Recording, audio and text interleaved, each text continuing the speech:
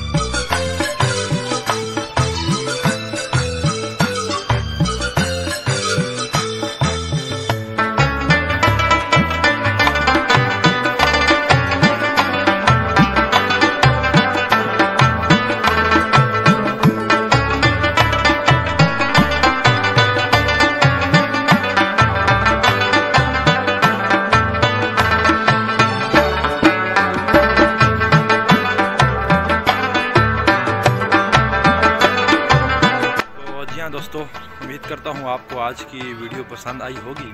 जितना कुछ मैं दिखा सकता था अल्हम्दुलिल्लाह मैंने दिखाया है।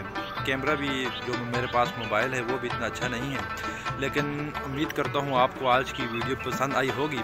ये तो जो खूबसूरती मैंने आपको दिखाई है वो इतनी अच्छी नहीं है, क्योंकि अभी तक दरख्तों के साथ जो पत्ते वगैरह हैं वो लगे नहीं हैं। इंशाल्लाह इसके बाद जो नेक्स्ट वीडियो आएगी उसमें मैं आपको इंशाल्लाह मुकम्मल अपने गांव की खूबसूरती की वीडियो दिखाऊंगा।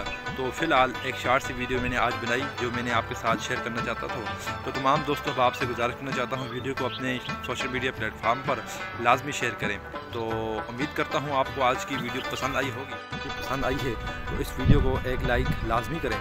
तो दोस्तों उम्मीद करता हूँ आपको जो मेरी वीडियोस आती हैं वो पसंद आती होंगी।